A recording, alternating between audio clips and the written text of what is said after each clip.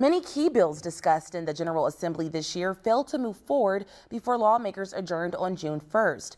Bills banning Glocks, allowing human composting, and regulating algorithmic pricing advanced in the final days of the session, but not to the governor's desk. A sweeping election reform bill was also filed but didn't get called for a vote.